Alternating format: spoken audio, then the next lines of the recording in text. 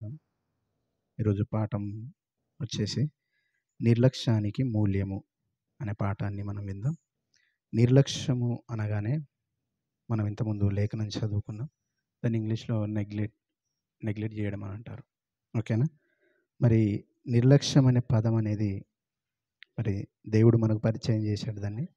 నిత్య జీవితంలో కూడా మనము నిర్లక్ష్యానికి మనం ఎలాంటి ఫలితాన్ని పొందుతున్నామో చూస్తున్నాం. ఇకపోతే ఒక చిన్న నిర్లక్ష్యమే కదా అని మనం అనుకుంటే, ఆ చిన్నది నిర్లక్ష్యం అని మనం అనుకుంటున్నాం. కానీ దేవుని దృష్టిలో మాత్రం నిర్లక్ష్యం అనేది పెద్ద పాపం లాంటిది. ఎందుకంటే ఈ మరి క్షమించు అనే పదము చాలామందికి నచ్చదు అన్నట్టుగా మనం విన్నాం. క్షమించు అనే పదము నచ్చదు, సారీ అనే పదం నచ్చదు అనే పదం విన్నాం. అదేమో కానీ దేవునికి నిర్లక్ష్యంగా ఉంటే మాత్రము నచ్చదు. నిర్లక్ష్యంగా ఉంటే మాత్రం దేవుడు అస్సలు వదిలిపెట్టాడు. అందుకే ఒకవేళ తప్పు చేసినా దేవుని దగ్గరికి వచ్చి క్షమాపణ అడిగితే క్షమిస్తాడేమో కానీ తెలిసి నిర్లక్ష్యంగా ఉంటే మాత్రము ఆయన అస్సలు క్షమించాడు. కాబట్టి నిర్లక్ష్యం అనేది ఎంత ప్రమాదకరమైనదో ఈరోజు మనం ఆలోచన చేద్దాం. ఓకేనా? ఒక బైకు నడుపుతున్నప్పుడు హెల్మెట్ ధరించకపోతే జరిగిన ప్రమాదానికి మూల్యం మనం ఎంత చెల్లించుకుంటామో తెలుసు. అలాగే ఇలాంటివి మన నిత్య జీవితంలో చిన్న చిన్నవే అని అనుకుంటాం, కానీ పెద్ద వాటికి అవి దారితీస్తాయి. అలాంటిది బైబిల్ గ్రంథంలో దేవుడు రాయించిన పరిశుద్ధమైన దేవుని మాటలు సంఘముగా ఆత్మీయ విషయంలో మనము నిర్లక్ష్యంగా ఒకవేళ ఉంటే దాని పరిణామము దానికి సంబంధించిన మూల్యము ఎంత తీవ్రంగా ఉంటుందో ఆలోచన చేద్దాం. బైబిల్ గ్రంథంలో రాయబడిన ఒక వచనాన్ని మనం చూద్దాం. ఆదికాండము 25వ అధ్యాయము. ఆదికాండము 25వ అధ్యాయము 27వ వచనం నుంచి మనం చదువుకుంటూ వెళ్ళిపోదాం. 27వ వచనం నుంచి చదువుకుంటూ వెళ్ళిపోదాం. ఆదికాండము 25వ అధ్యాయము 27వ వచనం నుంచి మనం చదువుకుంటూ ముందుకెళ్ళిపోదాం. ఆ చిన్నవాడు ఎదిగినప్పుడు ఏశావు వేటాడుటయందు నేర్పరి అయి అరణ్యవాసిగా ఉండెను. యాకోబు సాధువై గుడారంలో నివసించుచుండెను. ఇస్సాకు ఏశావు తెచ్చిన వేట మాంసమును తినుచుండెను గనుక అతని ప్రేమించెను. రిబ్కా యాకోబును ప్రేమించెను. ఒకనాడు యాకోబు కలగూర వంటకము వండుకొనుచుండగా ఏశావు అలిసిన వాడై పొలంలో నుండి వచ్చి, నేను అలసియున్నాను, ఆ ఎర్రగా ఉన్న దానిలో కొంచెం దయచేసి నాకు పెట్టుమని అడిగాను. అందుచేత అతని పేరు ఏదోము అనబడెను. అందుకు యాకోబు, నీ జ్యేష్ఠత్వం నేడు నాకిమ్మని అడగగా ఏశావు, నేను చావబోచున్నాను కదా, జ్యేష్ఠత్వము నాకెందుకనెను. యాకోబు, నేడు నాతో ప్రమాణం చేయమనెను. అతడు యాకోబుతో ప్రమాణం చేసి అతనికి జ్యేష్ఠత్వంను అమ్మివేయగా యాకోబు ఆహారమును చిక్కుడుగాయల వంటకమును ఏశావుకిచ్చెను. అతడు తిని త్రాగి లేచిపోయాను. అట్లు ఏశావు తన జ్యేష్ఠత్వమును తృణీకరించెను. ఓకేనండి. ఈ సందర్భాన్ని మనము ఆలోచన చేద్దాం. నిర్లక్ష్యానికి ఎలాంటి మూల్యము భక్తుల జీవితంలో జరిగిందో, లేదా బైబిల్ గ్రంథంలో దేవుడు రాయించిన పరిశుద్ధ వాక్యంలో దృష్టాంతంగా లేదంటే ఉదాహరణగా దేవుడు రాయించాడు. మనము అనేక సందర్భాల్లో చూడొచ్చు. కానీ ఈ ఒక్క సందర్భాన్నే కూలంకషంగా మనం ఆలోచన చేద్దాం ఈరోజు. మరలా 25వ అధ్యాయము 27వ వచనం నుంచి మరలా ఒక్కొక్క వచనాన్ని మనం వివరణగా చదువుకుంటూ ముందుకెళ్దాం. ఓకేనా? ఆ చిన్నవారు ఎదిగినప్పుడు ఏశావు వేటాడుటయందు నేర్పరి అయి అరణ్యవాసిగా ఉండెను. ఓకేనండి. ఏశావు యాకోబుల గురించి, ఇస్సాకు గర్భవాసం నుంచి వచ్చిన అతని సంతానం.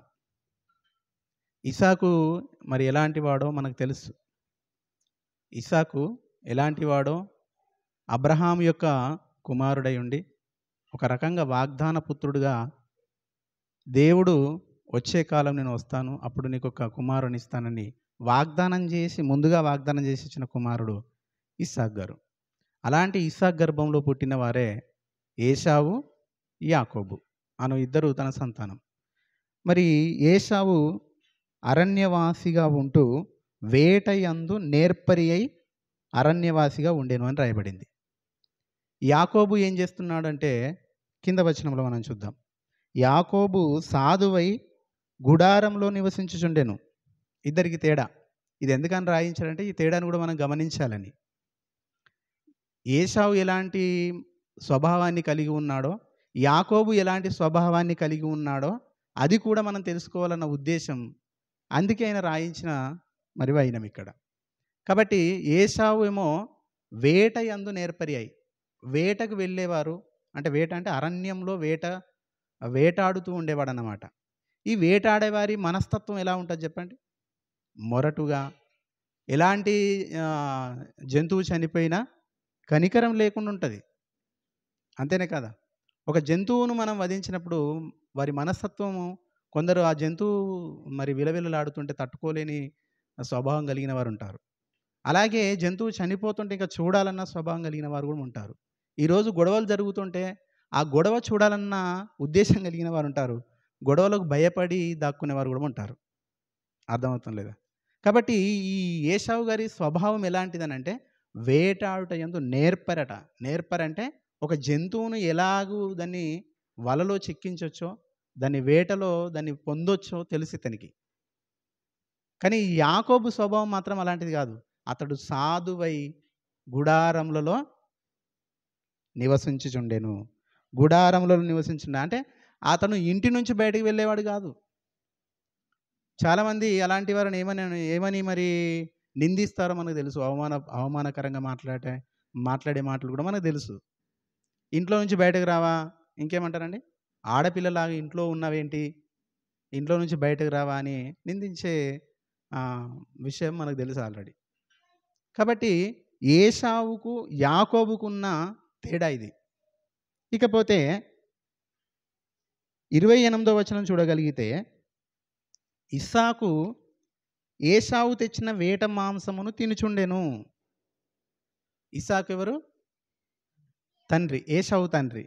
చూడండి, మనకు కూడా ఎలాంటి వారంటే ఇష్టమో కూడా అక్కడ కూడా అలాంటిదే కనిపిస్తుంది మనకు. ఇస్సాకును నేను నిందించట్లేదు, కానీ మనిషి యొక్క స్వభావం, మానసిక గుణము అనేది ఎలా ఉంటుందంటే ఇక్కడ కనిపిస్తుంది మనకు.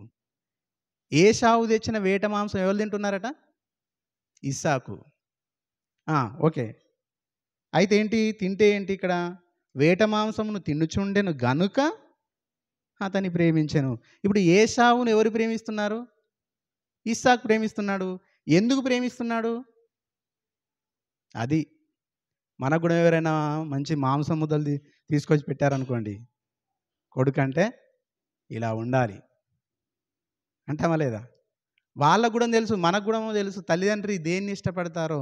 మా నాన్న ఎంత మాట్లాడితే ఏంటండి, ఒక్కసారి తీసుకొని పోయి ఇచ్చాను అనుకోండి కూల్ అయిపోతారని మనం అనుకుంటాం. అంటే ఇస్సాకు యొక్క మానసిక స్వభావాన్ని ఎరిగిన వాడై ఏశావు ఏ విధంగా ఇస్సాకును తండ్రిని సంతోషపరుస్తున్నాయట? అతని ఇష్టం ఏంటో, అతని యొక్క బలహీనత ఎక్కడుందో ఆ బలహీనతను పూడ్చుకుంటూ సంతోషపెడుతున్నాయట. మనం కూడా అలాగే కదనండి, మనం కూడా అలాగే కదా. నిజంగా ఇస్సాకు దేన్ని బట్టి సంతోషించాలి?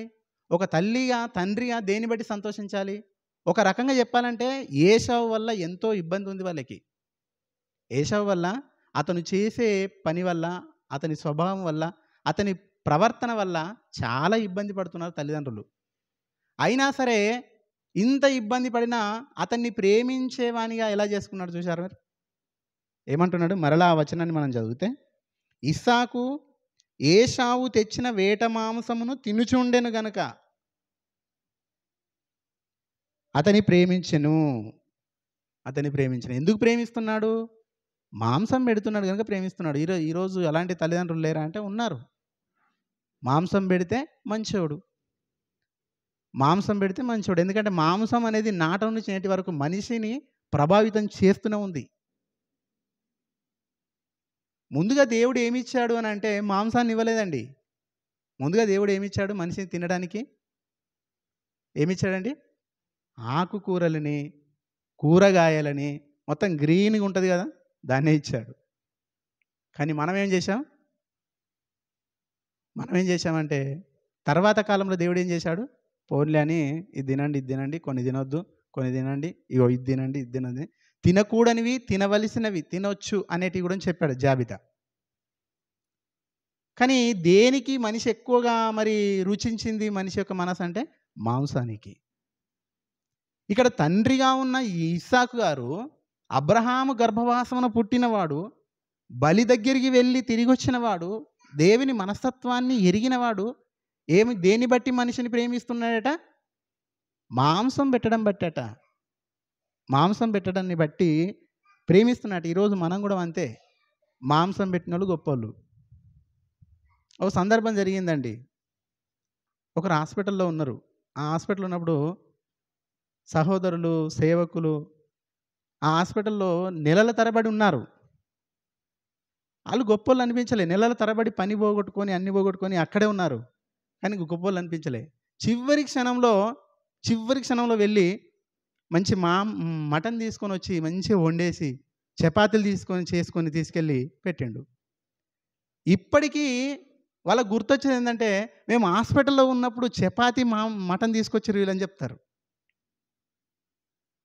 అంటే మనిషిది ఏది రుచిస్తుంది మనిషికి అంటే మాంసం. మాంసం లేకపోతే అది పండగే కాదు, అది పెళ్ళే కాదు. మాంసం లేకపోతే మర్యాదే కాదు. మాంసం ఉంటేనే మర్యాద, మాంసం పెడితేనే మర్యాద. నాట నుంచి నేటి వరకు ఇలాగే ఉన్నదండి. నిజంగా ఇస్సాకు గారు తండ్రిగా ఉండి ఏం చేస్తున్నాడు చూడండి. కొడుకు ఏ విధంగా ఉంటే సంతోషపడాలో కూడా తెలిసి కూడా ఏం చేస్తున్నాడు? మాంసానికి ప్రభావితం అయిపోయాడు. అంతేనే కదా? మాంసానికి ప్రభావితం అయిపోయాడు. అందుకేనట మాంసము తెచ్చిచుండెను గనుక అతన్ని ప్రేమించి. ఎందుకు ప్రేమించాడంటే మాంసం తెచ్చిచుండెను కనుక ప్రేమించను. మరి తల్లి ఎందుకు ప్రేమిస్తలేదు? తల్లి ఏశావుని ఎందుకని ప్రేమిస్తలేదు? రిబికమ్మ ఎవరిని ప్రేమిస్తుందో చూడండి. రిబికమ్మ ఎవరిని ప్రేమిస్తుందో చూడండి. రిబికా యాకోబును ప్రేమించను. ఎందుకు? ఏశావు అంటే ఇష్టం లేదా మీకు? తండ్రికి తల్లిదండ్రులకు ఒకరిష్టం లేని వైనం ఉంటుందా అండి? అలా ఉంటుందా? ఒకరి ఇష్టం అండి, పిల్లల్లో ఒకరు నాకు ఇష్టం అండి, ఇంకొకరి ఇష్టం లేదని ఉంటుందా? ఉండదండి. తల్లిదండ్రికి పిల్లలందరూ సమానమే. వాళ్ళు 10 మంది ఉన్నా, 2 ఉన్నా అందరూ సమానమే. తల్లిదండ్రికి పిల్లలు ఎప్పుడు అప్పుడప్పుడు మాట్లాడుతూ ఉంటారు పిల్లలు, నీకు పెద్దోడంటేనే ఇష్టం, నీకు చిన్నోడంటేనే ఇష్టం, నీకు ఆ చెల్లి అంటేనే ఇష్టం, నీకు అక్క అంటేనే ఇష్టం అని మాట్లాడుతుంటారు. వాళ్ళు కూడా తల్లిదండ్రులు అయిన తర్వాత తెలుస్తుంది అది కదా. మీకెవరమ్మా ఇప్పుడు ఇష్టం అని చెప్పి అప్పుడు అన్నావు కదా, మీకు ఇప్పుడు ఎవరిష్టమో చెప్పమంటే ఏం చెప్తుంది? నాకు 2 పిల్లలండి, 2 కళ్ళ లాంటి వారండి, ఏ కన్నును పొడుచుకోవాలండి అంటారు. అబ్బా, ఎప్పుడు వచ్చింది అది? అనుభవపూర్వకంగా వచ్చింది. మరి చిన్ననాడు ఏం మాట్లాడామో చెప్పండి. అంతే కదా. తల్లిదండ్రులకి 2 ఇష్టం అండి. కానీ ఇక్కడ యాకోబు గారేమో ఏశావును ప్రేమిస్తున్నారు, రిబికమ్మనేమో యాకోబును ప్రేమిస్తుంది. ఇస్సాకు గారేమో ఏశావును ప్రేమిస్తున్నారు, రిబికమ్మనేమో యాకోబును ప్రేమిస్తుంది. అసలు ఎవరి ప్రేమ కరెక్ట్ ఇక్కడ అనే దాని గురించి మాట్లాడుకునే ముందు వీరు ఏం చేశారో ఒకసారి చూద్దాం. సరే, 29వ వచనం. ఒకనాడు యాకోబు కలగూర వంటకమును వండుకొనుచుండగా ఏశావు అలిసిన వాడై పొలములో నుండి వచ్చి, ఇతని పని పొలమే, పొలం అంటే అరణ్యం అని అర్థం. పొలంలో నుండి వచ్చి ఏమంటున్నాడు? అలిసిన వాడై పొలంలో నుండి వచ్చి, నేను అలసి ఉన్నాను, ఆ ఎర్రగానున్న దానిలో కొంచెము దయచేసి నాకు పెట్టుమని అడిగాను. నిజంగా వీరి సన్నివేశం చూస్తే గర్భంలో ఉన్నప్పుడు కూడా కొంచెం తికమక్కుంటుందండి వీళ్ళది. గర్భంలో ఉన్నప్పుడు కూడా యాకోబు, రిబికమ్మ గర్భవతిగా ఉన్నప్పుడు ఇద్దరున్నారు. ఏశావు, యాకోబు ఇద్దరున్నారు. అక్కడ గర్భంలో ఏం జరుగుతుంది అంటే ఏం జరుగుతుంది అంటే పెనుగులాట అని రాయబడింది బైబిల్‌లో. అంటే వీళ్ళ యొక్క ఇప్పుడు ఇక్కడొచ్చి ఏం అడుగుతున్నాడు, నాకు ఎర్ర ఎర్రని వంటకం ఉన్నది కదా, అది పెట్టు అని ఆయన అంటున్నాడు. ఈయనేమంటున్నాడు, పెడతా గానీ ఒకటి నాకు కావాలని ఈయన అంటున్నాడు. అసలు గర్భంలో ఉన్నప్పుడే ఈ పెనుగులాట, అంటే ఒక రకంగా చెప్పాలంటే కొట్లాట లేదా కొట్లాట అని చెప్పొచ్చండి. అంటే ఫైటింగ్ అనేది ఎక్కడ ప్రారంభమైంది వీళ్ళకి అంటే గర్భంలో ఉన్నప్పుడే. దేవుడు మాత్రం రాయించాడు రోమీయులకు రాసిన పత్రికలో, బిడ్డలిద్దరు ఇంకా మేలైనను కీడైనను చేయకముందే పెద్దవాడు చిన్నవానికి దాసుడగును అని రాయించాడండి. మేలైన కీడైన ఏలే ఇంకా. ఎప్పుడు గర్భంలో ఉన్నప్పుడే. గర్భంలో ఉన్నప్పుడే దేవుడు చెప్తున్నాడట, పెద్దవాడు చిన్నవానికి దాసుడు అవుతాడు. దేవునికి ఏమైనా పక్షపాతం ఉందా? లేదు కదా. ఎందుకలా అన్నాడు? ఎందుకలా అన్నాడంటే అక్కడి నుంచే ప్రారంభమైంది వాళ్ళ యొక్క జీవితం. వారి యొక్క ఆలోచన, వారి యొక్క స్వభావం అనేది అక్కడి నుంచే ప్రారంభమైంది. అందుకే గర్భంలో ఉన్నప్పటి నుంచే వింటాడు, మాట్లాడతాడు, చూస్తాడు అనేది, మాటలు వింటాడు అనేది తెలుసండి. చూస్తాడంటే చూస్తాడు, వింటాడంటే వింటాడు. మనకందరికీ తెలుసు యోహాన్ గారు మరి ఎలిజబెత్ అమ్మ గర్భంలో ఉన్నాడు. అప్పుడు మరియమ్మ వచ్చి వందనం చెప్పింది. వందనం చెప్పగానే గర్భంలో ఉన్న యోహాన్ గారు ఏం చేశాడండి? గంతులు వేశాడు. ఎవరి వందన వచనం విని?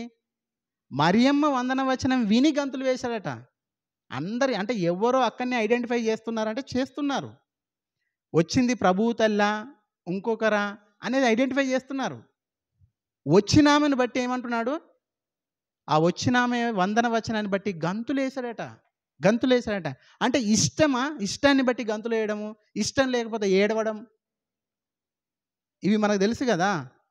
ఆనందంలో ఉన్నప్పుడు, సంతోషంలో ఉన్నప్పుడు చేసే చేష్టలు వేరు, అలాగే బాధలో ఉన్నప్పుడు పిల్లలు చేసే చేష్టలు వేరండి. ఇక్కడ మనం అందరం గమనించినట్లయితే యోహాన్ గారు గర్భంలో ఉన్నప్పుడు గంతులు వేసేంతగా ఆయన గమనించాడా, గుర్తుపట్టాడా, ఐడెంటిఫై చేశాడంటే చేశాడు. మరి పైగా ఏమంటున్నాడంటే, నా ప్రభువు తల్లి నాకెదురుగా రావడం నాకెలా తటస్థించే, నాకెలా వచ్చింది, అది ఎంత గొప్ప అవకాశం నాకు ఎలా వచ్చిందని ఆ మాటలు కూడా ఆయన మాట్లాడలేకపోతే తల్లి ద్వారా ప్రవచనపూర్వకంగా మనకు వినిపించారు. అంతేనే కదా. అంటే గర్భంలో ఉన్నప్పటి నుండే ఆలోచనలన్నీ ఉంటాయా అంటే ఉంటాయి. అందుకే ఇక్కడ యాకోబు గారు, ఏశావు గారు గర్భంలో ఉన్నప్పుడు పెనుగులాట ఎందుకని జరిగింది? ఆ పెనుగులాటలో జరిగిన అసలు విషయం ఏంటి? వాళ్ళ మరి ఇంకో వచనం ముందుకెళ్ళి మనం చూడగలిగితే గర్భంలో నుంచి వచ్చినప్పుడు వాళ్ళు ఏం చేశారో చూస్తే 24వ వచనం నుంచి చూద్దాం మనం. ఆమె ప్రసూతి కావలసిన దినములు నిండినప్పుడు ఆమె గర్భమందు కవలవారు ఉండిరి. మొదటివాడు ఎర్రనివాడు బయటికి వచ్చెను. అతని ఒళ్ళంతయు రోమము వలె నుండెను గనక అతనికి ఏశావు అని పేరు పెట్టబడెను. ఏశావు అంటే ఎర్రని లేక రోమము అని అర్థం. తర్వాత అతని సహోదరుడు బయటికి వచ్చినప్పుడు అతని చెయ్యి ఏశావు మడిమెను పట్టుకొని ఉండెను గనక అతనికి యాకోబు అని పేరు పెట్టబడెను. యాకోబు అంటే ఇక్కడ ఏమని రాయబడిందండి? మడిమెను పట్టుకొనినవాడు. మడిమెను పట్టుకొనినవాడు. ఇంకో వచనం రాశారండి ఇక్కడ. దాన్ని బైబిల్లో నుంచి డిలీట్ చేయవలసిన అవసరం ఉన్నది. ఇక రాయబడిన ఈ వచనం నుంచి బైబిల్లో ఈ పదం ఉండకూడదండి. లేక మోసగాడు అని అన్నాడు. లేక మోసగాడు అన్నాడు. మోసగాడు ఆయన. మడిమెను పట్టుకొనినవాడు. మరి మడిమెను పట్టుకున్నవాడు ముందొచ్చాడా వెనుకొచ్చాడా? వెనుకొచ్చాడండి. ఎందుకు మడిమెను పట్టుకున్నాడు? అసలు ముందు రావాల్సింది ఎవరు, వెనక రావాల్సింది ఎవరు? సరే, మొత్తానికైతే వచ్చేసాడు, మడిమెను పట్టుకున్నాడండి. మడిమెను పట్టుకొనవలసిన అవసరత ఏముంది? మడిమెను పట్టుకొనివాడు ఆ మడిమెను పట్టుకోవలసిన అవసరత ఏముంది? ఓకేనండి, ముందుకెళ్దాం మనం. ఇప్పుడు ఇక్కడ జరుగుతున్న సన్నివేశాన్ని కూడా చూద్దాం మనం. ఈ సందర్భాన్ని, ఈ గర్భంలో జరిగిన సందర్భాన్ని బట్టి దేవుడు ఏమని చెప్పాడంటే, పెద్దవాడు చిన్నవానికి దాసుడవుతాడు. పెద్దవాడు చిన్నవానికి దాసుడవుతాడని చెప్పాడని దాన్ని బట్టే అంటే ఆయనకు మొత్తం తెలుసు. మనకు మనకు క్లూ కూడా ఇచ్చాడు, మనకు సూచన గది కూడా రాయించాడు. నెక్స్ట్ ఇక్కడికి వచ్చేసరికి ఆయన కలగూర వంటకం చేస్తుండండి. యాకోబు, ఏశావు గారు పొలంలో నుంచి వచ్చిండు. వచ్చి ఏమంటున్నట, నేను అలసి ఉన్నాను, ఎర్రగా ఉన్నా కొంచెం నాకు దయచేసి పెట్టమని అడిగితే, యాకోబు ఒకటి అడుగుతున్నాడండి. అందుకు యాకోబు, నీ జ్యేష్ఠత్వము నాకిమ్మని అడుగగా. ఇక్కడ వచ్చిందండి పంచదంతా. ఏంటిదండి ఇది? జ్యేష్ఠత్వం. జ్యేష్ఠత్వం అంటే మీరు ఎప్పుడైనా పేరు విన్నారా? చెప్పండి, విన్నారా? జ్యేష్ఠత్వం అనే పేరు విన్నారా మీరు ఎప్పుడైనా? విన్నారు. జ్యేష్ఠత్వం వల్ల లాభమా నష్టమా? మీకు తెలిసిన జ్యేష్ఠత్వం గురించి చెప్పండి. వెరీ గుడ్, చెప్పమ్మా. అది అందుకోసమే జ్యేష్ఠత్వం కోరుకుంటారు. పెద్ద కొడుకు కదా, పెద్ద కొడుకు ఏం చేస్తారంటే పంచేటప్పుడు, ఆస్తులు పంచేటప్పుడు కొంచెం ఎక్కువ ఉంటుంది. ఆయన చేసినా చేయకపోయినా, కుటుంబాన్ని అంతా బాగా చూసుకున్నా చూసుకోకపోయినా ఏం చేస్తారు, కొంచెం ఎక్కువగా ఆస్తిలో కొంచెం భాగం. అదే ల్యాండ్ పంచినప్పుడు అయితే ఎక్కువ ఇస్తారు, 2 ఎకరాలు ఇస్తారు. 1 ఎకరం వచ్చేది 2 ఎకరాలు అతనికి, 1 ఎకరం ఇతనికి అనుకుందాం. అలా ఇస్తారనమాట. మనకు తెలిసిన జ్యేష్ఠత్వం ఇది, కానీ బైబిల్లో చెప్పిన జ్యేష్ఠత్వం మాత్రం వేరే. ఏంటి బైబిల్లో చెప్పిన జ్యేష్ఠత్వం? బైబిల్లో చెప్పిన జ్యేష్ఠత్వం ఏంటి అని అంటే, ఇదిగో, జ్యేష్ఠుడైన వాడు నాకు ప్రతిష్ఠించబడవలెను. దేవుని మాట ఇది. ఏంటిదట? జ్యేష్ఠుడైన వాడు నాకు ప్రతిష్ఠించబడాలి. అంటే నా కొడుకు ఎవరైతే జ్యేష్ఠుడిగా పుడతాడో ఆ జ్యేష్ఠుడైన వాడు యెహోవాకు ప్రతిష్ఠించబడాలి. అది దేవుని యొక్క వాక్యం. అంటే జ్యేష్ఠత్వం కొరకు ప్రాకులాట గర్భంలో వీళ్ళిద్దరి కొరకు జరిగింది. అంతేనా కాదా? ఏశావు యాకోబులకు గర్భములో జ్యేష్ఠత్వం కొరకు ప్రాకులాట జరిగింది. మోసం చేసిన వారు ఎవరో, మోసపోయిన వారు ఎవరో మనం తెలుసుకోవాలి. ఇప్పుడు ఇక్కడ ఆయన ముందొచ్చేసాడట. పెద్దవాడు ఏశావు ముందొచ్చేసాడట. న్యాయాన్ని గుర్తించిన దేవుడు ముందుగానే చెప్పాడు. అందుకే బయటకైతే పెద్దవాడిగా వచ్చినా నువ్వు నీకు తమ్మినికి నువ్వే దాసుడవు. ఎందుకంటే న్యాయం ఎక్కడుంది అక్కడ ఉంది. అసలు ఎవరు రావాలి వాస్తవానికి? యాకోబు గారు రావాలి అని అనుకుందాం. మీరు ఎట్లా నిర్ణయిస్తారని పక్కన పెడితే యాకోబు గారు రావాలి వాస్తవానికి. కానీ ఈ ఏశావు గారు వచ్చినట్టుగా మనకు అనిపిస్తుంది. అందుకే మడిమెను పట్టుకున్నాడు. ఆయన వచ్చేసి, నేను కదా వెళ్ళాల్సింది, నువ్వెట్లా వెళ్తావని మడిమెను పట్టుకున్నాడు. పుట్టిన తర్వాత కూడా ఆ జ్యేష్ఠత్వం గురించి ఎందుకో మర్చిపోలేదండి వీళ్ళు. మర్చిపోలేదు. ఈయన ఈ పని ఈయన చేసుకుంటున్నాడు, ఈయన పని ఈయన చేసుకుంటాడు. సాధువుగా ఉండి కూడా, వేటయందు నేర్పరి కాదు, గరటు స్వభావం కాదు, అయినా సాధువు ఉండి కూడా ఏమడుగుతున్నాడో తెలుసా? నా కలగూర వంటకం నీకు ఇస్తా కానీ నువ్వు మాత్రం నాకేమి, నీ జ్యేష్ఠత్వపు హక్కునకి, నీ జ్యేష్ఠత్వం హక్కునకి అని అడిగాడండి. జ్యేష్ఠత్వం యొక్క విలువేంటో యాకోబు గారికి తెలుసు. జ్యేష్ఠత్వం యొక్క గొప్పతనం ఏంటో, జ్యేష్ఠత్వం అంటే ఏంటో, దేవునికి ప్రతిష్ఠితం ఏంటో యాకోబు గారికి తెలుసు అండి, దాని విలువ అనేది. కానీ ఏశావు గారికి మాత్రం అస్సలు దాని విలువ తెలియదు. ఆయన మాటల్లోనే మనకు అర్థమవుతుంది. ఆయన ఏమంటున్నాడు అప్పుడు? నీ జ్యేష్ఠత్వం నాకు ఇమ్మని అడగగా ఏశావు ఏమంటున్నాడట? నేను చావబోచున్నాను కదా, జ్యేష్ఠత్వం నాకెందుకని. అంత నిర్లక్ష్యం అండి. ఏశావు గారికి ఉన్న నిర్లక్ష్యం ఏంటంటే, ఆ జ్యేష్ఠత్వం నాకెందుకు తీసుకో అంతే. అంటే రేపు దేన్నైనా అమ్మేసుకుంటావను? రేపు దేన్నైనా అమ్మేసుకోవడం కాదు. అసలు సిసలైంది దేవుడు అనుగ్రహించింది జ్యేష్ఠత్వాన్ని పోగొట్టుకునే వాడవు. నువ్వు జ్యేష్ఠత్వాన్ని పోగొట్టుకునేవాడవు. నేను చావబోతున్నాను కదా, జ్యేష్ఠత్వం హక్కు నాకెందుకు అన్నాడు. కొత్త నిబంధనకు వచ్చేసరికి ఏమన్నాడు తెలుసా? ఒక్క పూట కూటి కొరకు జ్యేష్ఠత్వాన్ని అమ్మివేసుకున్న ఏశావు వంటి భ్రష్టుడు అన్నాడు. అంటే జ్యేష్ఠత్వం విషయం దేవుని తెలుసు గనక అది ఎంత గొప్పదైతే ఒక్క పూట కోసమా అని దేవుడు రాయించాడంటే జ్యేష్ఠత్వం విలువేంటో ఆ మాటల్లో మనకు అర్థమవుతుంది. ఎంత గొప్పదండి జ్యేష్ఠత్వం. అసలు జ్యేష్ఠత్వం అంటే ఏంటో తెలుసా? జ్యేష్ఠత్వం అంటే ఏంటో తెలుసా?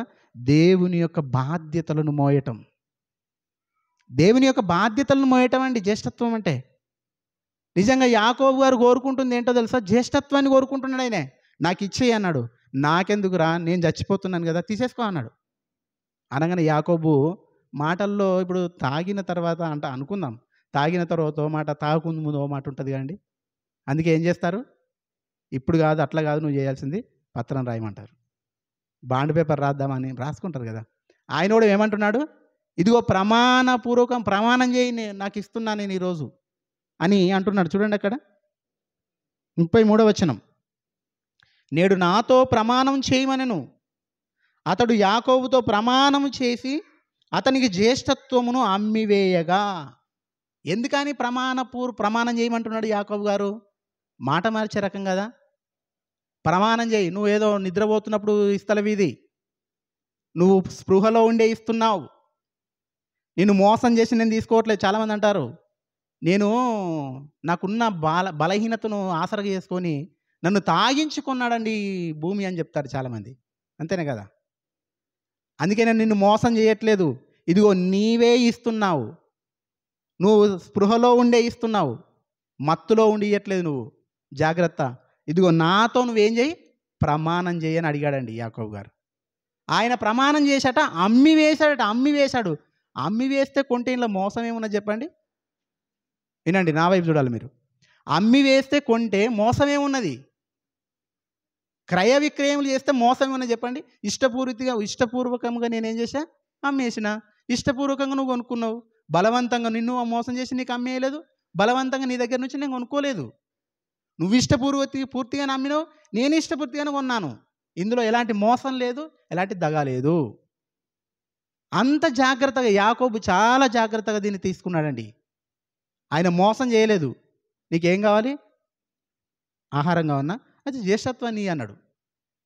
నీకు ఇష్టమైతేనే ఇవ్వు, ఈ ఆహారం కావాలని కూడా జ్యేష్ఠత్వాన్ని ఇవ్వు, నేనే చచ్చిపోతున్నా నాకెందుకు కదా అని చెప్పేసి సంతకం చేసి ఇచ్చేసండి. ఏశావు గారు ఎలా చేశాడంటే సంతకం చేసేసి ఇచ్చేశాడు. అంటే జ్యేష్ఠత్వం మీద అంత నిర్లక్ష్యం. కానీ యాకోబు ఏం చేశాడు తెలుసా? సంతకం చేయించి తీసుకున్నాడండి. ఆయన కొనుక్కున్నాడంటే దాని విలువేంటో ఆయనకు తెలుసు. యాకోబు గారికి జ్యేష్ఠత్వం విలువేంటో తెలుసా అండి. నిజంగా కొనుక్కున్నందుకు, జ్యేష్ఠత్వాన్ని కొనుక్కున్నందుకు ఏమైనా వచ్చిందా అండి ఆయనకు? బాగా ఆలోచించండి. ఏమైనా వచ్చిందా? ఏమైనా ఆస్తులు ఏమైనా వచ్చిందా? లేకపోతే ఇక్కడనే ఈ కానానులోనే ఎక్కడ ఆ బెయేర్షెబ ప్రాంతంలో ఉన్నారండి వాళ్ళు. ఆ బెయేర్షెబలో ఈయనకి ఏమైనా వచ్చిందా? ఏమీ రాలేదు. బెయేర్షెబలో అక్కడ కూడా ఉండలేదండి. పారిపోయాడు, విడిచిపెట్టి పారిపోయాడు. ఎందుకు? జ్యేష్ఠత్వ హక్కును తీసుకున్నందుకు నష్టం కలిగింది తప్ప లాభం రాలే ఆయనకు. ఈ లోకపరంగా, శారీరకంగా, భూమి పరంగా, ఈ లోకంలో ఉన్న డబ్బు పరంగా అతనికి ఎలాంటి లాభం రాలేదు. తిరిగి కన్నీళ్ళు కష్టాలే వచ్చాయి. అమ్మేసుకున్నానండి. అమ్మేసుకున్న తర్వాత ఓకే, ఇప్పుడు మనం మరలా అదే ఆదికాండం 27వ అధ్యాయం చూద్దాం. 27వ అధ్యాయము 30వ వచనం నుంచి చూద్దాం. 30వ వచనం నుంచి అన్నా 30వ వచనం నుంచి 27వ అధ్యాయము 30వ వచనం నుంచి నేను చదువుతాను, ఎందుకంటే మైక్ లేదు కనుక. 30వ వచనం నుంచి. ఇస్సాకు యాకోబును దీవించుటైన తర్వాత యాకోబు తన తండ్రి అయిన ఇస్సాకు ఎదుట నుండి బయలుదేరి వెళ్ళిన తత్క్షణమే అతని సహోదరుడైన ఏశావు వేటాడి వచ్చెను. అతడును రుచిగల భోజ్యములను సిద్ధపరిచి తన తండ్రి యొద్దకు తెచ్చి, నా తండ్రి నన్ను దీవించినట్లు లేచి నీ కుమారుడు వేటాడి తెచ్చిన మాంసమును తినుమని తన తండ్రితో అనెను. అతని తండ్రి అయిన ఇస్సాకు, నీవెవరవని అతన్ని అడిగినప్పుడు అతడు, నేను నీ కుమారుడను ఏశావును, నీ జ్యేష్ఠ కుమారుణ్ణి అనగా. ఇస్సాకు మిక్కుటముగా గడగడ వణుకుచు, అట్లయితే వేటాడి భోజ్యములు నా యొద్దకు తెచ్చిన వారెవరు? నీవు రాక మునుపు నేను వాటిలోనివి తిని అతని నిజముగా దీవించితిని నేను. దీవెన పోయిందండి. యాకోబు గారిని ఇస్సాకు దీవించేసిండు. అసలు దీని అంతటికంటే ముందు ఏం జరిగింది మీకు అందరికీ తెలుసు. జ్యేష్ఠత్వాన్ని ప్రమాణపూర్వకంగా కొనుక్కున్నాడండి ఆయన. కొనుక్కున్న తర్వాత ఇప్పుడు ఏం కావాలి? జ్యేష్ఠత్వం ఎందుకు తెలుసా? తండ్రి చేత దీవెన పొందడానికే. తండ్రి చేత దీవెన పొందడానికే జ్యేష్ఠత్వాన్ని కొనుక్కున్నాడు. ఇప్పుడు ఒకటైతే కొనుక్కున్నాడు, ఇప్పుడు దీవెన రావాలి కదా ఈయనకు. దీవెన కోసం ఇప్పుడు తండ్రి దగ్గరికి వెళ్ళాలి. తండ్రి దగ్గరికి వెళ్ళాలంటే భయపడుతున్నాడండి. భయపడితే అప్పుడు తల్లి వచ్చి ధైర్యం చెప్పింది, నాన్న నువ్వు వెళ్ళు. ఎలా అమ్మా? నాకు వేట రాదు కదా, మరి నేను మాంసం తేలేను కదా, నీకోసం నేను ఒక మేకని తీసుకొచ్చి వధిస్తాను బిడ్డ. నేనే వధించి మంచి వంట చేసి సిద్ధం చేస్తా, మీ నాన్న దగ్గర తీసుకెళ్ళి నువ్వు. సరే కానీ అమ్మ, మా నాన్న నన్ను గుర్తుపడతాడు. ఎందుకంటే మా అన్నయ్యకి ఏమున్నాయి? రోమాలు ఉన్నాయి, వెంట్రుకలు కలిగిన వాడైనా. మా నాన్న నన్ను గుర్తుపడతాడు అని అంటే అప్పుడు తల్లి ఏం చెప్పిందో తెలుసా? నీకు మేకను వధిస్తాను కదా, దాని వెంట్రుకలు నీకు అతికిస్తాను, నీకు పెడతాను వాటిని, ఆ రోమములో గలవాడవై నువ్వు వెళ్ళు అని అన్నప్పుడు నా తండ్రి నన్ను గుర్తుపడితే నాకు దీవెన కాదు కదా, నాకేమొస్తుంది? శాపేమో వస్తుంది తల్లి. అప్పుడు కూడా ధైర్యం చెప్తున్నది తల్లి. ఏమంటుంది తెలుసా? నాన్న ఒకవేళ వస్తే ఆ శాపం నా మీదకే రాని, కానీ నీకు మాత్రం దీవెన వస్తుంది, నువ్వు వెళ్ళు అని ధైర్యపరిచి పంపించిందండి. నిజంగా వెళ్ళాడు. వెళ్ళి యాకోబు గారు వెళ్ళి మాట్లాడాడు, తండ్రితో మాట్లాడు, నాన్న నేను వేటాడి తీసుకొని వచ్చిన మాంసం. ఎవరు నువ్వు అంటే, నీ జ్యేష్ఠ కుమారుడైన ఏశావుని నేను అన్నాడు. నువ్వెవరంటే ఏం చెప్పాడు? జ్యేష్ఠ కుమారుడైన ఏశావును. ఏశావు అనగానే ఆయన కూడా మాట్లాడుతూ ఏమన్నాడు ఒకసారి మనం చూద్దాం.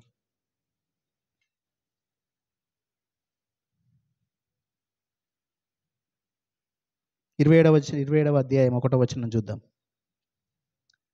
1వ వచనం నుంచి, ఇస్సాకు వృద్ధుడై అతని కన్నులకు మంద దృష్టి కలిగినప్పుడు అతడు తన పెద్ద కుమారుడైన ఏశావుతో, నా కుమారుడా అని అతని పిలువగా అతడు చిత్తం నాయనా అని అనెను. ఎక్కడి నుంచి అంటే మనము 19వ వచనం నుంచి, 19వ వచనం. అందుకు యాకోబు, ఏశావు అని నీ జ్యేష్ఠ కుమారుడను, నీవు నాతో చెప్పిన ప్రకారం చేసి ఉన్నాను. నీవు నన్ను దీవించుటకై దయచేసి లేచి కూర్చుండి నేను వేటాడి తెచ్చిన దాన్ని తినుమనెను. అప్పుడు ఇస్సాకు, నా కుమారుడా, ఇంత శీఘ్రముగా నాది నీకు ఎట్లు దొరికిననగా అతడు, నీ దేవుడైన యెహోవా నా ఎదుటికి దాన్ని రప్పించుట చేతనే అని చెప్పాను. 21వ వచనం, అప్పుడు ఇస్సాకు, నా కుమారుడా, నీవు ఏశావు అను నా కుమారుడవో కావో, నేను నిన్ను తడివి చూచెదను, దగ్గరకు రమ్మని చెప్పాను. అప్పుడు యాకోబు తన తండ్రి అయిన ఇస్సాకు దగ్గరకు వచ్చినప్పుడు అతడు అతని తడిమి చూచి, యాకోబు స్వరము గాని చేతులు ఏశావు చేతులే అనెను. చూసారా? గుర్తుపట్టాడు లేదా? ఆయన కూడా స్వరము మాత్రము యాకోబు స్వరము, చేతులైతే ఏశావు చేతులే అన్నాడు. మరి డౌట్ వచ్చినప్పుడు మళ్ళీ ఎందుకు ఆ దీవెన ఎందుకు ఇచ్చాడు? డౌట్ వచ్చింది కదా. స్వరం మాత్రం ఎవరిలాగుంది? యాకోబులాగుంది. చేతులు చూస్తే మాత్రం ఏశావులాగా ఉన్నాయి. ఇంకో మాట కూడా అడిగాడట, నీకు ఇంత తొందరగా ఎట్లా వచ్చినవయ్యా, ఇంత శీఘ్రంగా వచ్చేసినావంటే, నీ దేవుడైన యెహోవా అనే దాన్ని నా దగ్గరికి తీసుకొచ్చాడు.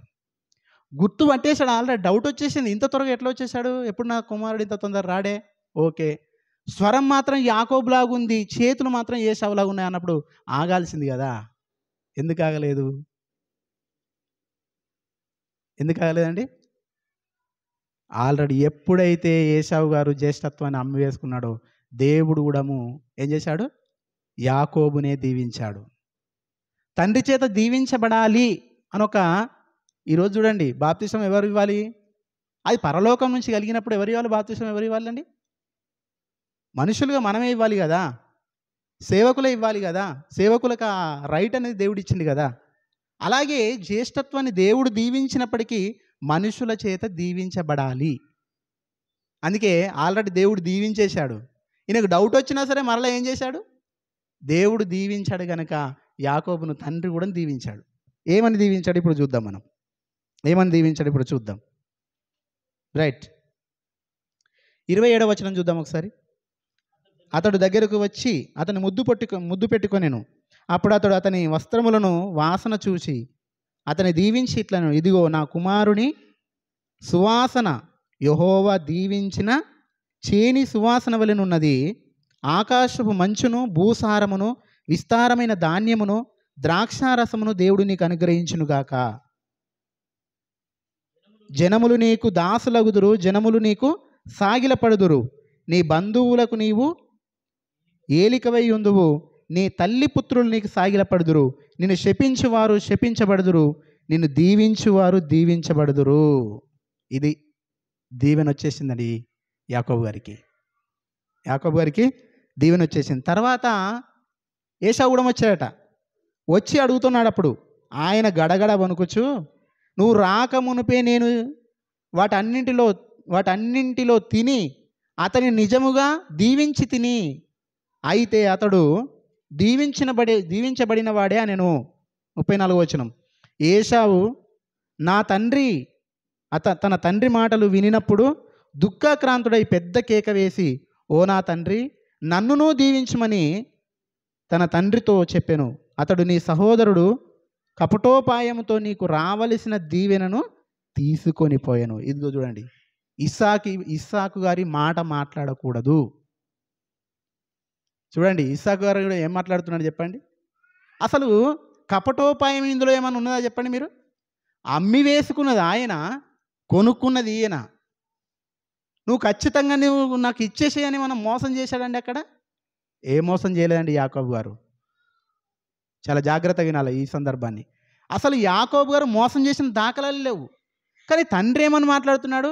నీ సహోదరుడు నీకు రావలసిన దాన్ని కపటోపాయము చేత తీసుకొని పోయాను. కపటోపాయమా? యాకోబు గారు ఏమైనా మోసం చేసిన సందర్భాలు ఉన్నాయా? అందుకే ఇలాంటిది వస్తుందని చెప్పేసి ఏం చేశారు? ప్రమాణం చేయమని అడిగాడు. అందుకే ప్రమాణం చేసి యాకోబు గారు పూర్తిగా స్పృహలో ఉండే అమ్మేసుకున్నాడు. ఆయన మోసం చేసింది ఏం లేదు.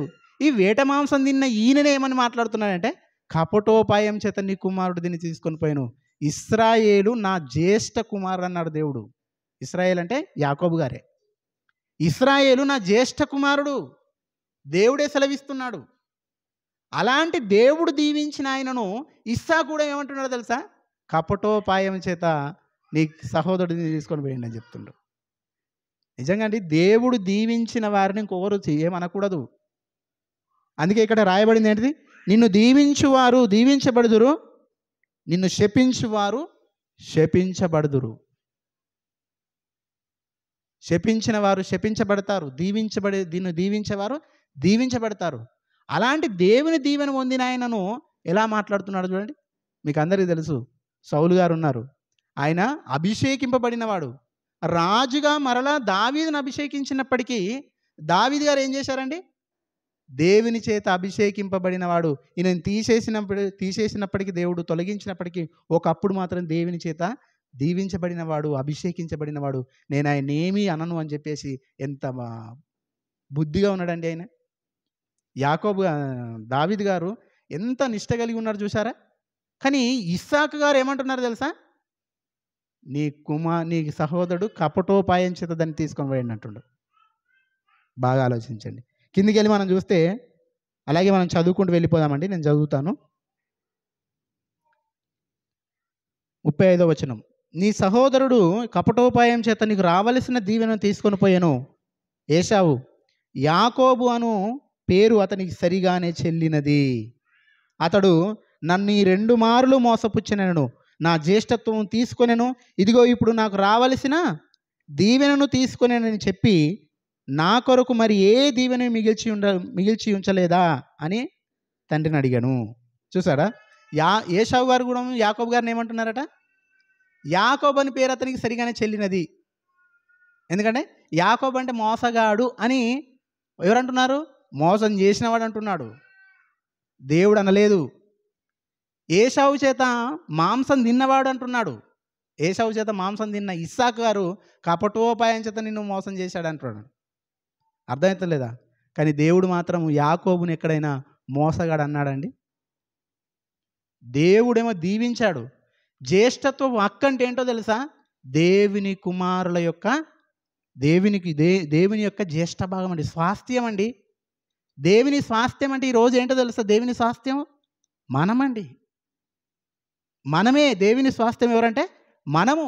క్రీస్తు ద్వారా ఈ ప్రపంచాన్ని దీవించబోయేది జ్యేష్ఠ భాగం అండి. క్రీస్తు ద్వారా ఈ ప్రపంచాన్ని దీవించాలి. దాన్ని కాపాడే వాళ్ళు కావాలి. దాన్ని నమ్మి వేసుకునే వాళ్ళు ఆయనకు వద్దు. మాట మార్చే వాళ్ళు వద్దు. అన్నం కోసము హక్కు నమ్ముకునేవారు వద్దండి ఆయనకు. అందుకే ఇలాంటి వారి మనస్తత్వం చూసిన దేవుడే అంతకంటే ఉత్తముడైన వానికి దాన్ని అప్పగించే బాధ్యతలో ప్రతిసారి దేవుడు మనకు కనబడుతూనే ఉంటాడు. దేవుని యొక్క భాగం పైన, దేవుని యొక్క స్వాస్థ్యం పైన, దేవుని యొక్క రక్షణ వ్యవస్థ పైన నమ్మకమైన వాళ్ళు ఉండాలనుకుంటాడు దేవుడు ఎప్పుడు కానీ. అందుకే ఆయా సందర్భాల్లో అనేకులను తొలగించి దానిపైన మరొకరిని పెడుతూ ఉంటాడు. అలాంటి శ్రేష్టమైన క్రీస్తు రక్షణ విషయంలో దేవుడు తీసుకున్న నిర్ణయం అండి అది. యాకోబు గారు దాన్ని భుజాన వేసుకోవాలనుకున్నాడు. అన్నగా ఉండి, జ్యేష్ఠుడిగా ఉండి మోయవలసిన బాధ్యతను మరిచిపోయినప్పుడు, ఆ బాధ్యత మరిచి దానికి అన్యాయం చేస్తున్నప్పుడు నేనే దాన్ని మోస్తానని జ్యేష్ఠత్వపు భారాన్ని తన మెడ మీద వేసుకున్నవాడండి. ఎవరు? యాకోబు గారు. ఆయన మోసం చేయలే ఎవరిని. దేవుని యొక్క వ్యవస్థను, దేవుని యొక్క రక్షణ వ్యవస్థను తన భుజాల మీద వేసుకొని మోసాడండి యాకోబు గారు. జ్యేష్ఠత్వాన్ని అమ్మి వేసుకుంటున్న ఏశావు గారి జీవితం మనకు తెలుసు ఆల్రెడీ. అప్పటికే 2 పెళ్ళిళ్ళు అయిపోయాయి ఆయనకు. ఎవరండి? అక్కడ ఉన్న వాళ్ళను ఐగుప్తు స్త్రీలను పెళ్లి చేసుకున్నాడు. అప్పటికే ఐగుప్తు దగ్గర ఉంటుందండి. బెయేర్షెబా అనేది ఐగుప్తు దగ్గర ఉంటుంది. ఐగుప్తు స్త్రీలను పెళ్లి చేసుకున్నాడు. తల్లిదండ్రులకు నానా తిప్పలు పెడుతున్నాడు. వారిని చాలా ఇబ్బందులకు గురి చేస్తున్నాడు. జ్యేష్ఠత పక్క దాని మీద అసలు ఆయనకు ఆలోచన లేదు. దాన్ని ఎంత చిల్లిగా అంటే అంత చిల్లిగా చేసేస్తున్నాడు. నా ప్రాణం పోతున్నాగా నాకు గదెందుకు అన్నాడు. అంత నిర్లక్ష్య వైఖరితో జ్యేష్ఠత్వం పట్ల ఉన్నాడండి ఆయన. ఇదిగో దేవుని పనులపైన, దేవుని వ్యవస్థ పైన, దేవుని సంఘంలో దేవుని యొక్క విలువైన చోటిది. ఇక్కడున్న ప్రతి ఒక్కరు కూడా బాధ్యతయుతంగా ఉండాలి తప్ప నిర్లక్ష్యంగా ఉంటే దేవుడు మాత్రము విడిచిపెట్టాడండి. దేవుడు విడిచిపెట్టాడు. ఆయన క్షమించడు. నిర్లక్ష్యంగా ఉంటే క్షమించడు. చూడండి, ఇప్పుడు చివరికి ఏమైంది మరి అని అంటే ఎలిగెత్తి కేక వేసి ఏడుస్తున్నాడండి. ఓ నా తండ్రి, నీ దగ్గర ఒకే దీవెన ఉందా, మరొక దీవెన లేదా అని అడుగుతున్నాడండి. అదేదో ముందుంటే బాగుండు కదా. ఇప్పుడు ఏడ్చినా, ఏ గోల చేసినా దీవించబడ్డాడా ఏశావు గారు? శపించబడ్డాడా? శపించబడ్డాడు. ఇంకా పట్టుదలకు అడుగుతున్నాడు తండ్రిని. ఏమని? ఓ నా తండ్రి, నీ దగ్గర ఒకటే దీవెన ఉన్నదా, నన్ను కూడా దీవించు అని అంటున్నాడట. ఆ వచనం మనం చూద్దాం. 36వ వచనం, 37వ వచనం చూద్దాం. అందుకు ఇస్సాకు, 36వ వచనం రెండో భాగం నుంచి, ఇదిగో ఇప్పుడు నాకు రావలసిన దీవెన తీసుకొని పోయాను అని చెప్పి నా కొరకు మరి ఏ దీవెనను మిగిల్చి ఉంచలేదా అని తండ్రిని అడిగాను. అందుకు ఇస్సాకు, ఇదిగో అతని నీకు ఏలికగాను నియమించి అతని బంధుజనులందరినీ అతనికి దాసులుగా ఇచ్చి తిని, ధాన్యమును ద్రాక్షారసమును ఇచ్చి అతని పోషించి తిని గనక నా కుమారుడా నీకేమి చేయగలనని ఏశావుతో ప్రత్యుత్తరం ఇయ్యగా, ఏశావు, నా తండ్రి, నీ యొద్ద ఒక దీవెనయే ఉన్నదా? నా తండ్రి నన్ను కూడా దీవించమని తన తండ్రితో చెప్పి ఏశావు ఎలిగెత్తి ఏడవగా, అతని తండ్రి అయిన ఇస్సాకు, నీ నివాసము సారము లేకయు పైనుండి పడు ఆకాశము మంచు లేకయు నుండును. నీవు కత్తి చేత బ్రతుకుదువు, నీ సహోదరునికి దాసుడవగుదువు. నీవు తిరుగులాడుచుండగా అతని మెడ మీద నుండి అతని కాడి విరిచివేయుదువు అతనికి ప్రత్యుత్తరం ఇచ్చెను. అర్థమైందా? ఏమొచ్చిందండి? అతనికి శాపం వచ్చింది. భూసారం లేకుండా నీ ఆహారం ఉంటుందంటే శాపమా ఏంటి చెప్పండి? కత్తి చేత బ్రతుకుతావు, అతనికి దాసుడవై ఉంటావు. ఇవన్నీ వినేసరికి అతను పోగొట్టుకున్నాడండి. ఏం పోగొట్టుకున్నాడు చెప్పండి? ఏం పోగొట్టుకున్నాడు? ఒక విషయం చెప్పమంటారా? ఏశావు ఇప్పుడు అన్యుడైపోయాడు. ఏమైపోయారండి? ఏశావు అన్యుడైపోయాడు, క్రీస్తు వంశావళిలో లేనివాడైపోయాడు. చాలా జాగ్రత్తగా వినాలి చివరి మాటలు. ఏశావు అన్యుడైపోయాడండి. ఏశావు ఇప్పుడు ఏమంటారు? ఏదోము, ఏదోమీయులు, ఇశ్రాయేలీలు కాదు వాళ్ళు. మోయాబీయులు, తర్వాత అమ్మోనీయులు. ఎలాగో ఈయన కూడా ఏదోమీయులు. ఏదోమీయులు అంటే ఇశ్రాయేలుకు సంబంధించిన వాడు కాదు. అంటే ఇశ్రాయేలు దేవుని కుమారుడు, జ్యేష్ఠ కుమారుడు. అంటే ఒక రకంగా చెప్పాలంటే క్రీస్తు యొక్క వంశావళిలో లేకుండా పోయాడండి. ఎవరు? అసలు లేకుంటే క్రీస్తు యొక్క వంశావళిలో ఆయనే ఉండేవాడు. ఏం చేశాడు? చిన్న ఆహారం అండి.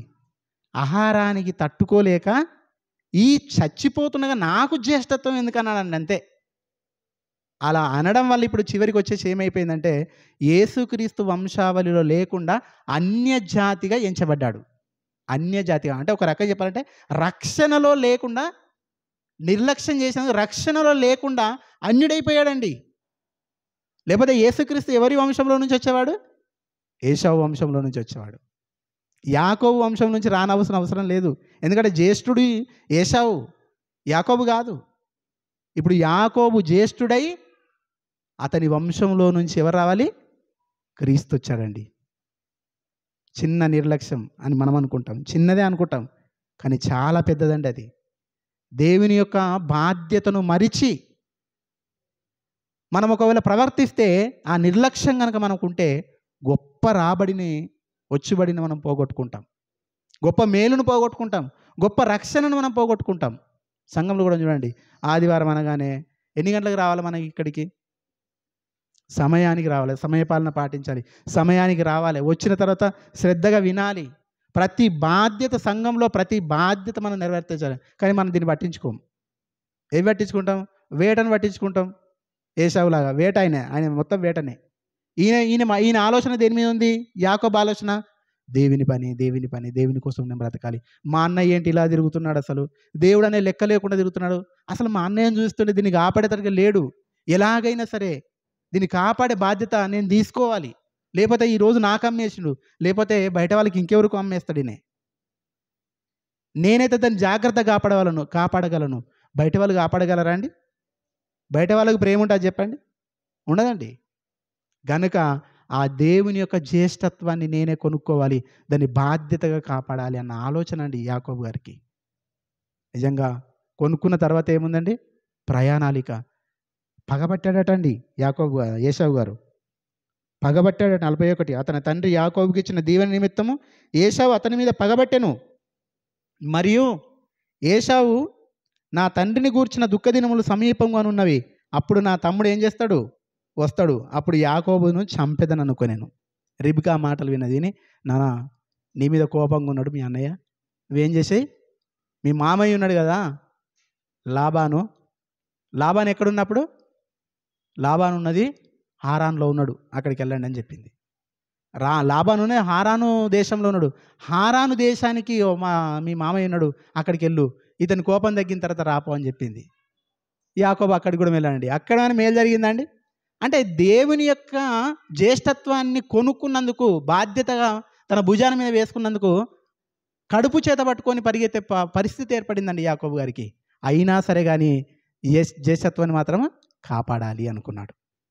అక్కడికి వెళ్ళాడు, అక్కడ ఉన్నాడు, అక్కడ పలుమార్లు లాబాను చేత మోసపోయాడండి. లాబాను చేత పలుమార్లు మోసపోయాడు. అమాయకుడు. ఏదంటే ఏ మాట అంటే ఆ మాట ఒప్పుకునేవాడండి. మామయ్య ఎంతన్నా మామయ్య కూతురు హక్కే కదండి, చేసుకోవడానికి హక్కేనా కాదా? హక్కని అతను ఇంకో కూతుర్ని పెళ్లి చేసుకుందాం అనుకుంటే ఆయన ఏం చేశాడు? పెద్ద కూతుర్ని ఇచ్చాడు. మరలా పెద్ద కూతుర్ని ఇచ్చి అట్లా మోసం చేశాడు. తర్వాత కాస్తున్న మందను బట్టి మోసం చేశాడు. ఇదిగో సారలున్నాయి పుడితే నీకు, సారలు లేని పుడితే నాకు. మేకలు గొర్రెలు సారలు ఉన్నాయి అంటే బొల్లు ఉన్నది అంటాం కదా, చుక్కున్నవి పుట్టింది అనుకో, ఆ చారలు కలిగింది పుడితేనేమో నీకు, చారలు లేని పుడితే నాకు. అప్పుడు ఏం చేయాలండి? చారలు ఉన్నది ఎవరి చేతులు ఉందండి? అది నిజంగా అంటే కుయుక్తి అన్నమాట. చారలు లేని ఎట్లా పుట్టది? ఎందుకంటే అన్నీ నల్లగానే పుడతాయి, నల్లగా ఉన్నాయి అన్నీ ఆయనకే. దేవుడు కూడా అతని బాధ చూసేసి అన్ని చారలు పుట్టించాడండి దేవుడు. అప్పుడు మాట మార్చేశాడు. అన్ని చారలు పుడుతున్నాయింది, అప్పుడు మాట మార్చేసి చారలునే నాకు, చారలు లేని నీకు అన్నాడు. చూసారా, ఎందరి చేత మోసపోయాడు, ఎన్ని కన్నీళ్ళు అనుభవించాడు. మార్గమధ్యంలోనే పడుకుండిపోయేవాడండి. ప్రయాణాలు కడుపు చేత పట్టుకొని ప్రయాణాలు చేశాడండి. ఎందుకోసమో తెలుసా? దేవుని యొక్క జ్యేష్ఠత్వాన్ని కాపాడడం కోసం అండి. దాన్ని నిర్లక్ష్యం చేసిన వాడు ఈరోజు క్రీస్తు జాబితాలో లేడు. ద్రోహిగా మన ముందు కనబడుతున్నాడు, ద్రోహం చేసిన వాడిగా. అందుకే ద్రోహి, ఆయన పేరు ఏమని రాయబడింది తెలుసా? ఏశావు పేరు. ఒకసారి చూద్దాం ఆ వచనం కూడా. హెబ్రీయులకు రాసిన పత్రిక 12వ అధ్యాయము, హెబ్రీయులకు రాసిన పత్రిక 11వ అధ్యాయం చూద్దాం. ఫస్ట్ 11వ అధ్యాయము 20వ వచనం చూడండి. 11వ అధ్యాయము 20వ వచనం చూద్దాం.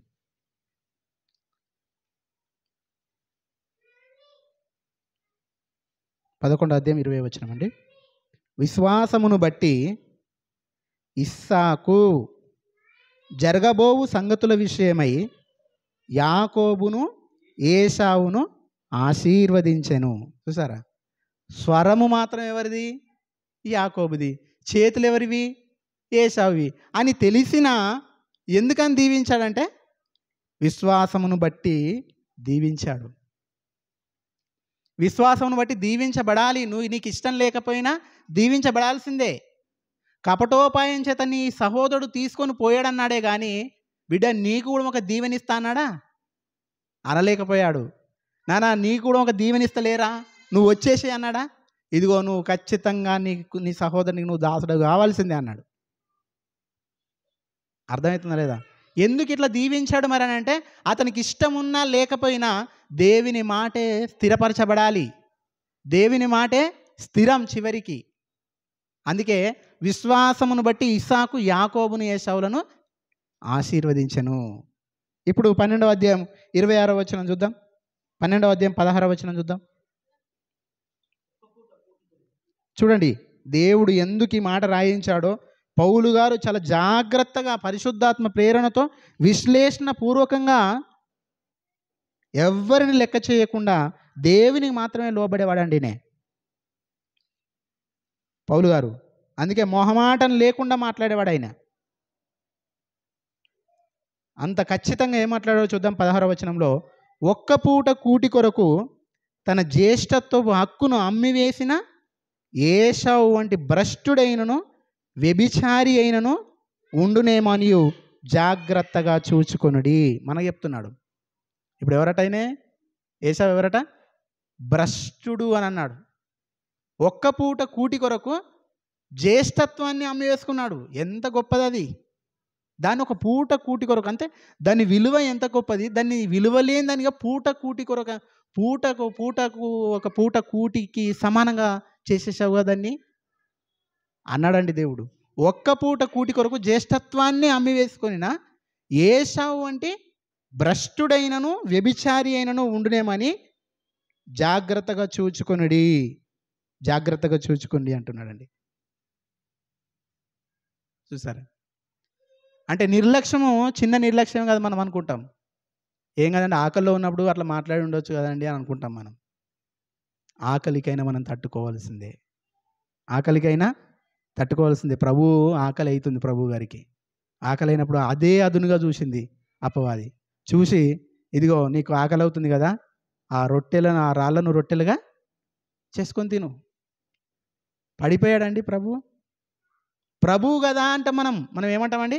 ఆయన ప్రభువు కదా, పడిపోడు కదా అంటాం. అంతేనే కదా, మనకు సులువు వచ్చే మాట అదే. కానీ దేవుడు ఏమంటుండే తెలుసా? ప్రభు ఏమంటుండే, నేను కూడా మీలాంటి దేహాన్ని రక్తమాంసాలనే కలిగి ఉన్నాయ్యా. మీకు గిల్లితే నొప్పి వచ్చినప్పుడు నాకు గిల్లితే కూడా నొప్పి వస్తుంది. నాకు స్పెషల్ ఏం లేదు అందులో. మీలాంటి శరీరాన్ని ధరించుకుని ఎందుకు వచ్చానో తెలుసా? మీలాగా బ్రతికి అది సాధ్యమవుతుందని చెప్పడానికి. నాకు మీలాగా ఆకలి ఉంది, ఆకలి నేను జయించగలను, నేను జయించినప్పుడు మీరు కూడా జయించగలను చెప్పడానికి. ఒక పూట కూటి కొరకు మనం ఆగలేమండి. ఆగుతామా? చాలామంది ఉపవాసాలు ఉంటారండి, ఉపవాసాలు. మనకు ఆ ఉపవాసాలు కూడా తెలియదు ఇంకా. అలా అని ఉపవాసాలు ఉండమని నేను చెప్పట్లేదు. కనీసం వాక్యం కొరకు మనం ఉపవాసం ఏడు ఉంటానని చెప్పండి. ఒక నిమిషం మనం తట్టుకుంటే ఏమన్నా అయిపోతాం, చనిపోతామా అండి? చనిపోం కదా. ఏశావుని చూశారు కదా, ఒక్క పూట కూరుకో అలిసిపోతున్నాను, చచ్చిపోతున్నానంట. చచ్చిపోతాడా అండి? చచ్చిపోతాడు నిజంగానే? అప్పుడు తినపోతే చచ్చిపోతాడా? మీరు చెప్పండి. చెప్పరేంటి? నిజంగా ఏశావు గారు అప్పుడు తినపోతే చచ్చిపోతాడా? ఎంత పెద్ద మాట అన్నాడు చూడండి. నేను చచ్చిపోతున్నాగా నాకెందుకు అన్నాడు. అతని మాటలన్నింటినీ దేవుడు పరిగణలోకి తీసుకున్నాడు, ప్రతి మాటను. నేను చచ్చిపోతున్నాగా జ్యేష్ఠత్వం నాకెందుకు అన్నాడు. చచ్చిపోతాడా అండి? గంత పెద్ద మాట ఎందుకు అక్కడ? అంటే నువ్వు తట్టుకోలేవన్నమాట. నువ్వు అంటే నీకు దీని విషయం, దీన్ని ఎంత చిల్లిగా తీసేస్తావంటే, నీకు ఆకలి అయితే దేన్నైనా పక్కన పడేస్తావు అన్నమాట. అలాంటి వాడు ఇంత గొప్ప రక్షణకు, ఈ వ్యవస్థకు సరైన నాయకుడు కాదు. సరైన నాయకుడు కాదు. అందుకే దేవుడే నిర్ణయించుకున్నాడు అతన్ని తొలగించాలని. తొలగించేశాడు. మరలా చివరికి వచ్చేసి ఎలుగెత్తి ఏడ్చినా దీవించబడ్డాడంటే దీవించబడలేదు. దొరికిందా మరి అని అతనికంటే? దొరకలేదండి. అలాగే చదువుదాం 17వ వచనం. ఏశావు ఆ తర్వాత ఆశీర్వాదం పొందగోరి కన్నీళ్లు విడుచుచు దానికోసము శ్రద్ధతో వెతికినను మారు మనసు పొందని అవకాశం దొరకక విసర్జింపబడెనని మీరెరుగుదురు. ఇది ఈరోజు మనం విన్న పాఠం మనకు గుణపాఠం అండి. మనందరికీ ఒక మంచి పాఠం అవ్వాలి. మనం అందరం మారు మనసు పొందడానికి ఒక మంచి పాఠం అవ్వాలి. అందుకే మీరు ఎరుగుదురు అంటున్నాడు ఆయన.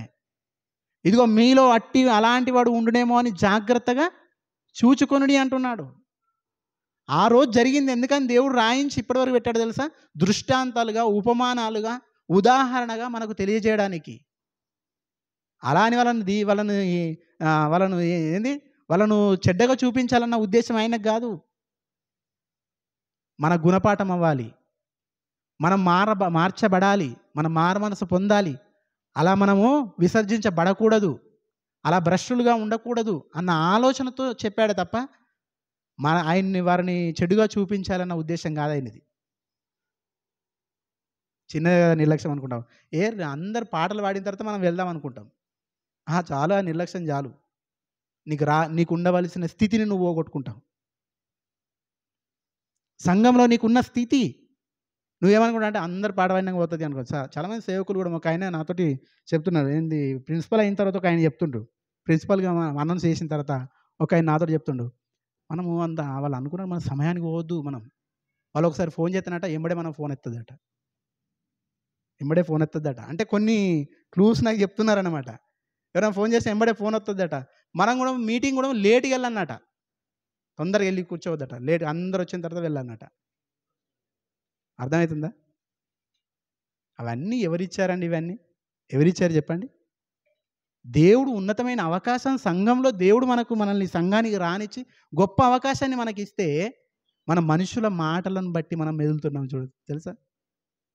మనం కూడా పాటలన్నీ అయిపోయిన తర్వాత రావాలి, ఆ తర్వాత ప్రార్థన అంతా అయిపోయిన తర్వాత రావాలి. ఏం కాదులే, చివరికి మెసేజ్ స్టార్ట్ అయిన పోదాంలే, ఆడ కూర్చుంటే బాగాలేదులే అని ఇలాంటి నిర్లక్ష్యంగా ఉంటే మన స్థితిని మనం ఖచ్చితంగా పోగొట్టుకుంటాం. సంఘంలో ఉన్న స్థితి కాదండి, సంఘంలో సేవకుల దగ్గర ఉన్న స్థితిని కాదు పోగొట్టుకునేది, దైవం దగ్గర పోగొట్టుకుంటున్నాం. దైవం దగ్గర పోగొట్టుకుంటున్నాం. ఈరోజు మనం చాలా చాలా జాగ్రత్త మనం పరిశీలన చేసాం. ఏశావు యాకోబుల విషయంలో ఏం జరిగిందో మనకు తెలుసు. దయచేసి చివరిగా ఏడ్చి ఎంత ఏడ్చినా కానీ ఏమైపోయిందట, మారు మనసు పొందని అవకాశం లేక విసర్జింపబడెను. ఎంత ఏడ్చినా కానీ రాలేదండి, దొరకలేదండి. అందుకే పోగొట్టుకొనక ముందే దాన్ని కాపాడుకుందాం. పోగొట్టుకొనక ముందే కాపాడుకోవాలి. పోయిన తర్వాత వెతకడం వేస్ట్. ఇక అదేదో పోయిన తర్వాత వెతుక్కోవడం వేస్ట్. పోగొట్టుకోక ముందుకే జాగ్రత్త పడాలి. చూడండి, ఇప్పుడు చివరిగా మనము హెబ్రీయులకు రాసిన పత్రిక 2వ అధ్యాయం 1వ వచనం నుంచి చదువుదాం. హెబ్రీయులకు రాసిన పత్రిక 2వ అధ్యాయము 1వ వచనం. 1వ వచనం చదువుకుంటూ ముందుకెళ్దాం. కావున మనము వినిన సంగతులను విడిచిపెట్టి కొట్టుకొని పోకుండానట్లు వాటి యందు మరీ విశేష జాగ్రత్త కలిగి ఉండాలి. మనం కొట్టుకొని పోతాం లేకుంటే. వినిన సంగతులను విడిచిపెడితే కొట్టుకొని పోతాము. ఒకవేళ కొట్టుకొని పోకుండా మనం ఉండాలంటే ఏం చేయాలట? వాటి యందు, విన్న వాటి యందు, దేవుడు రాయించిన వాటి యందు మరీ విశేష జాగ్రత్త కలిగి ఉండాలి. మరీ విశేష జాగ్రత్త కలిగి ఉండవలెను. ఎందుకనగా దేవదూతల ద్వారా పలకబడిన వాక్యము స్థిరపరచబడినందున ప్రతి అతిక్రమమును అవిధేయతయు న్యాయమైన ప్రతిఫలం పొంది ఉండగా, దేవదూతల ద్వారా పలకబడిందే న్యాయమైన ప్రతిఫలం పొందిందట. ప్రతి అతిక్రమము అవిధేయత న్యాయమైన ప్రతిఫలం పొందినప్పుడు దేవదూతల ద్వారా పలకబడిందే, మరి దానికంటే శ్రేష్టమైన గొప్ప రక్షణ యేసుక్రీస్తు ప్రభుల వారి యొక్క బలియాగం ద్వారా, ఆయన రక్తాన్ని చిందించడం ద్వారా, ఆయన త్యాగం ద్వారా వచ్చిన ఇంత గొప్ప రక్షణను మనం నిర్లక్ష్యం చేస్తే ఎలాగూ తప్పించుకుంటాము అంటున్నాడు.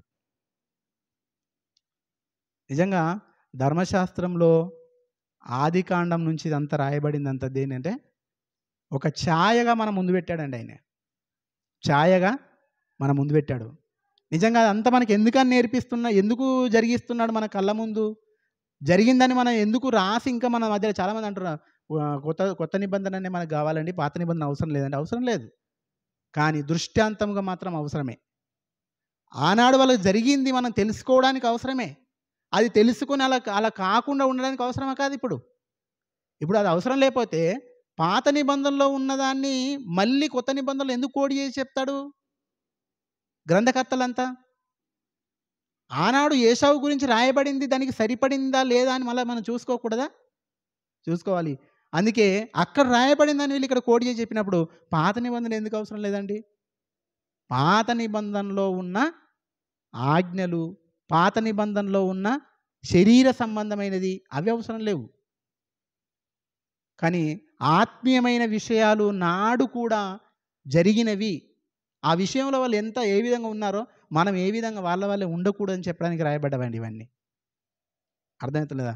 మరి ఆనాడు దేవదూతల ద్వారా పలకబడిందే ఇంత న్యాయమైన ప్రతిఫలం పొందినప్పుడు దానికంటే శ్రేష్టమైన గొప్ప రక్షణ అండి ఈరోజు మనం కలిగి ఉన్నది. వాళ్ళకి అప్పటికి ఇంకా క్రీస్తు రాలి. క్రీస్తు కొరకే యాకోబు గారు కష్టాలు పడ్డాడు. క్రీస్తు కొరకే పొట్ట చేతులు పట్టుకొని పరిగెత్తాడు. ఆ క్రీస్తునే మనం ఈరోజు పొందుకున్నాము. ఇంత గొప్ప రక్షణ మనం దగ్గరైనప్పుడు, సమీపంలో ఉండి మనం పొందుకున్నప్పుడు దాన్ని నిర్లక్ష్యం చేస్తే మనం తప్పించుకుంటామా? ఆలోచించండి. ఓకేనండి, ప్రార్థన చేసుకుందాం.